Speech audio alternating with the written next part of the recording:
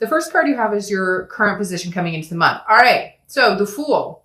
Again, why, Leo? Are you going to be 50-50 or we'll see? But the Fool is the beginning of the major arcana, okay? So the arcana it starts with the Fool and ends with the World. And it's a cycle that some people complete 10 cycles of, and it's a cycle that some people don't get through the entire cycle. It just depends on your life and what is surrounding you and what you've been through. The Fool is somebody who decides, do I take a risk and, jump off this cliff in hopes that I land softly? Or do I stick safely and go with something that maybe I know could happen or wouldn't happen? Basically, the Fool is footloose, fancy-free, volleyness, new beginnings, a new start, a new chapter, a new beginning in everything.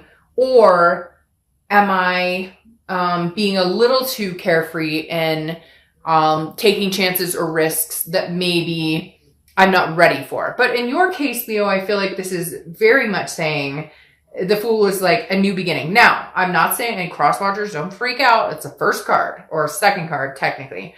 But it could be a new beginning with this person as well. So let's see what the rest of the cards have to say. But I love the Fool for you because, again, it makes me feel like dancing. It makes me feel like footloose, go watch the musical, go watch the movie, whatever, kick off your Sunday shoes. You get my drift. All right. So the next card you have is how you're feeling coming into the month. And you have the Queen of Wands. So he or she, I don't apply sex to the cards ever, but this is somebody who's very confident, who's feeling full of ferocity, very magnetic. Again, this is how you're feeling. So Leo, it feels like this is a long time coming. So these signs that you were supposed to see last month, maybe coming into November, going throughout the end of the year. Again, time is fluid. So it's not like, oh, this is strictly November and this is strictly December and this last month was strictly October. No, all of this could interlap. But the Queen of Wands is somebody who is going, I know my self-worth. I know what I deserve. I know who I deserve. I know what type of people I want to be around. And I feel like you're revving up for the end of this year. There's like an explosive energy here. If you can't tell, I'm being I can feel it myself, like this, like bubble till it bursts feeling going on right now. And I kind of feel like this Queen of Wands is representing this, saying, new or old, I don't give a shit as long as it's good for me, as long as it's somebody who is deserving of me and I'm deserving of them. It's a reciprocation here, Leo, that you've been waiting for, wanting. Is it new or old? We'll figure out, or we'll see what it's leaning towards. The next card you have is your distant past. Could be 5-10 years ago, your childhood. Now, the Three of Pentacles is teamwork, a togetherness, a partnership, but the Three of Pentacles often represents a third-party situation. Now, I'm going to say, Leo, immediately they're telling me this is two of a kind, meaning you either witnessed, I'm not meaning to point that finger, sorry. You either witnessed, some of you might be like, hey, screw you, pertaining to the situations I'm about to talk about, because some of you, I feel like this is like a parent or somebody you watched leave their spouse, like a mom or a dad leave, or a grandparent leave, or a sister or brother, some sort of third-party situation that you maybe grew up with, which then brought along maybe insecurity issues or abandonment issues. Maybe, your mom left or your dad left, or there was not necessarily left you, but left for another person. So again, I feel like this is a twofer, because I feel like not only did you experience this when you were younger, and again, general read, if it doesn't pertain to you, it doesn't pertain to you. But I feel like at some point you witnessed a third party that affected your life at a younger age, or in a time when you couldn't control it, which is now built up some insecurities or certain things you've had to get over to overcome this. And then I feel like when I say twofer, this is something you experience yourself. Now, whether it's with this person or not, I'm not sure. I don't know if it's with this current person you're thinking about, or that you're not speaking with, or that you have little communication with, but it's almost, the universe is almost saying, look, you've dealt with this in the past, you've overcome it, you'll overcome it again, but there's a newness or a freshness or this happened to me personally. Not that when you were younger, it didn't happen to you personally, but it wasn't your relationship. Yes, and I don't need all the comments about, what do you mean? Like, yes, of course, it was my parent or whatever. I get that, but I'm talking about, wasn't your romantic or marriage, etc., if that makes sense. All right. So the next card you have is your immediate past. So over the past few weeks, past month or two, and you have the Eight of Swords. Now, the Eight of Swords, if you see my channel, I'm very clear on this card because I always say, put a shirt on before you go outside. This person is somebody who is confused. They're self-imprisoning them. You're creating your own reality and then complaining about it if it's not what you want, and yet you have the ability to change it to what you want, okay? The Eight of Swords is self-imprisonment. It's confusion. It's self-doubt. It's thinking, I can't be without this person, or I can be without this person, but what if that was a bad decision? You're like conflicting your own self, Leo. You're confusing yourself with this card. The past few weeks, past month or two, I feel like this is why the Wheel of Fortune is stepping in here, because you're going to have one clear guided decision on, do I start a new beginning by myself with somebody new, or do I start, or by yourself? Just say, hey, for shits and giggles, I'm not going to date anybody or talk to anybody for a while because it's all about me. It's all about me. I don't care about anybody else but me. But this is telling me that very clearly you're on the fence of, do I start something new or do I go back to the old? Do I start something new with the old? Because right here, I always say in this card, right, that he or she could easily walk out the front door. They're putting themselves over the swords. Nobody's doing it to you. Nobody's forcing you. You can make that decision on your own, what you want to do.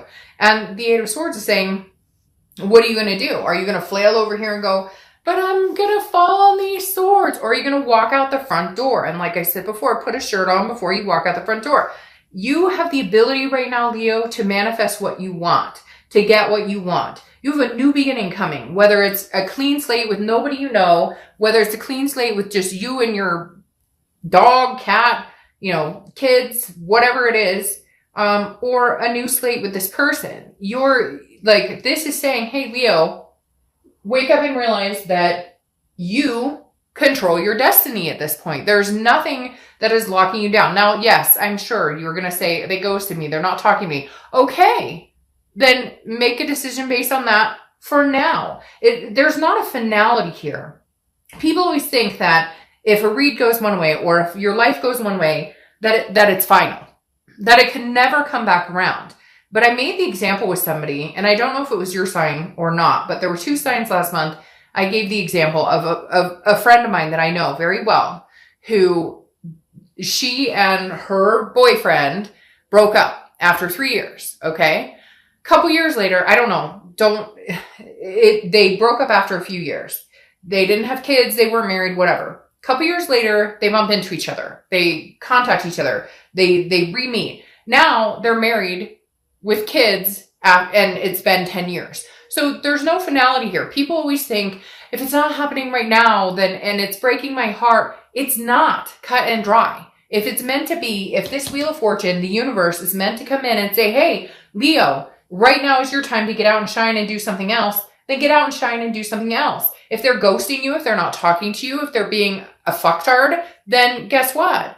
Then don't do it now. But just because you don't do it now, or just because you think, well, if I leave now, you're imprisoning yourself in this thought process of, well, if I leave now, or if I'm not around, then they'll never come back, or they may think, no, if this person loves you and cares about you deeply enough, none of that will matter. Just like cross watchers, as this can be reversed, if Leo loves you and cares about you that much, this doesn't have to end.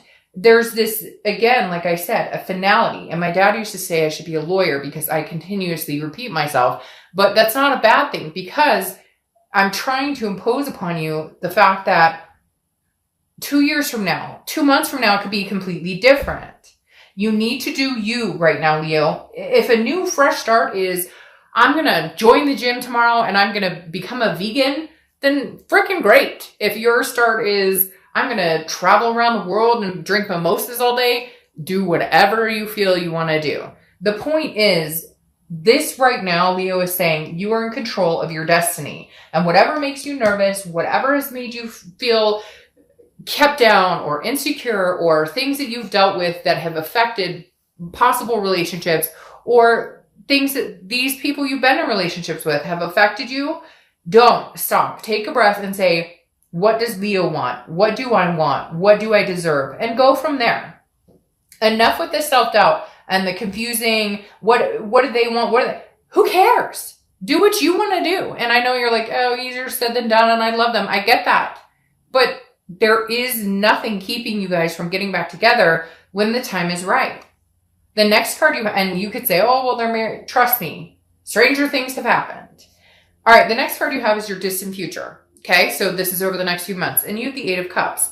The Eight of Cups is about stagnation, not moving, disappointment. This is slow moving. Now, what I'm saying here, I actually think this is kind of brilliant. Although you may be like, what? It's slow moving, it's stagnation, it's disappointment. No, this is telling me that Leo, in the past, you have rushed back to this person, or they've rushed back to you. This to me isn't saying they're not coming back or that you're not coming back. This to me is saying, slow it down. If you want one cup, the one cup you want, but you don't want these other cups, then don't rush it. And if they're trying to rush it, don't buy into the rushing. There's nothing here that needs to be rushed. I feel like there's a newness, a freshness, again, a beginning of a cycle for you. And the cycle may just be your own, Leo, to hold on to. The cycle may have nothing to do with anybody fucking else other than you and what you have to offer and what you have to gain in life.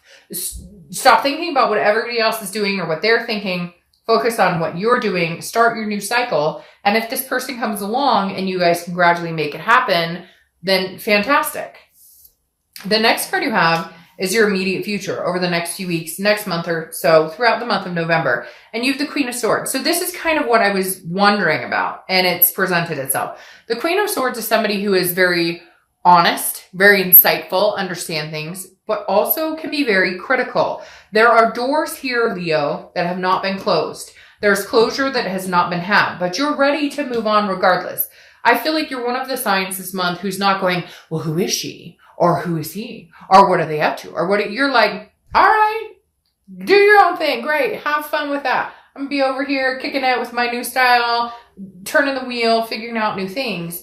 And the Queen of Swords is somebody who, if poked in the right direction, and excuse me, that's not meant to sound like that, but if poked in the right direction, he or she can be very critical. And so I feel like you're almost at the point where you're like, I don't want to know.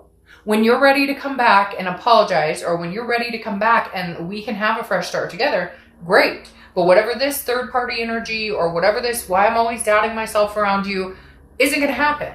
I've found the insight and the honesty of everything that's gone on between us. And I plan on writing on that. And the Queen of Swords is saying, exactly. She's saying, this month is my month. And if you come and you bring it, great. Then you brought it. And let's see where it goes. If you come and you don't bring it, and it's just a fairy tale, and you just tell me what you think I want to hear, then I'm going to sharpen my swords and kick you to the curb. The next card you have is anything you're going to tangibly see throughout the month. Could be the beginning, middle, end. Could last for a week, a day. You have the Ten of Wands. It's a completion. It's responsibility, but it's a burden releasing itself. Now, generally, it's a burden, but I feel like this month, Leo, you're releasing this burden. You spent way too much time wondering, self-doubt, confused. What do they want from me? What do I want from them? What am I worth? No. We're not guessing anymore here, Leo. We know what you're worth. We know what you deserve. We know what is going to make you happy. So either release the burden of something that's not making you happy. And again, what's that cliche? What is that cliche saying of, let it go, and if it comes back to you, or let it go, and if it's meant to be, whatever, you get my drift. The 10 is saying, okay, release the burden, release the monkey on your back and say, hey, by the way, you no longer have a place here. You no longer have a burden in my life. My first completion is releasing you of that. I love you. I care about you. But if you're going to be a burden in my life, or if I'm not going to get what I need or want from you, or if there are lies or any type of deceit going on, or anything that makes me feel insecure, I release you from that. I love you, but I release you. And if they come back, then we'll talk. The next card you have is anything you're going to feel throughout the month. Could be the beginning, middle, end. Could last for a day, a week, etc. And you have the High Priestess. The High Priestess is a holiness, an otherness. This is you looking in the mirror and saying, spiritually, what do I want? What do I deserve? like real Leo, because some of you, I swear to God, okay? And it's not just you guys, it's any other sign as well. Some of you go, but I deserve the best, but he only called me dumb once, or she only said I was stupid once, or what? Okay, enough. You know what you deserve. You know what you're worthy of. You know what makes you happy and what you should be gaining in your life. The High Priestess is here throughout the month to help you through that. The High Priestess is here throughout the month to tell you, Leo, put yourself in check. Okay? One of my favorite sayings last month, and it's coming out a bunch this month, is first time, shame on you. Second time, shame on me. And that's not to place blame, but it's to say, look, you know. We all have that inner voice that says, is this good or is it bad for me? And this month you have the universe on your side. Not that the universe is always on your side. Trust me. It's just we all choose to ignore the signs that we don't like because it doesn't fit what we want right in that moment, right? So the High Priestess is saying, hey, Leo. Oh, and wait, wasn't you reading something last month about, see the sun? She's back. He's back. The universe is saying, girl, guy, you're not paying attention to what I'm putting down here. You need to start paying attention. You're going to start noticing that this month. I should put this as like part 2, Leo, please see the signs, or I beg you to see the signs, or pay attention 2 feet, 1 foot in front of the other. All right, your hopes and fears for the outcome of the month is the King of Pentacles. You want what you deserve. Oh, hey, Leo, thanks for showing up. You want what you deserve. You deserve so much. You're a fire sign. You are like literally the person who can be on top of their game. But let me tell you, when a Leo falls, they fall hard. And we all do. But when a Leo falls, it's reputation, it's respect, and not anybody else feeling that way about you. That's internal. That's you feeling like less than. That's you feeling doubt, self-doubt. That's you feeling nobody's putting you in that position. The King of Pentacles, your wish is that for the outcome of the month is that, hey, I am on top of my game 100% and nobody can drag me down ever again. The King of Pentacles is businesslike. It has their shit together, is like, hey, I've got this. And not only are you hoping that maybe this partner shows up and they have this too, and they bring it to the table, but that you can shine again, that you can start this rebuilding instead of self-sabotaging. For some of you, that's what you've been doing. And the Fool is saying, hey, it's your new cycle. And the King of Pentacles is saying, hey, I'm showing up to the party. I'm not a page. I'm not a knight. I'm not a queen. I'm a king. Now, queens are good too. I'm not saying that. I'm just saying the king is the top of the game. And this is saying that's where you're hoping to be.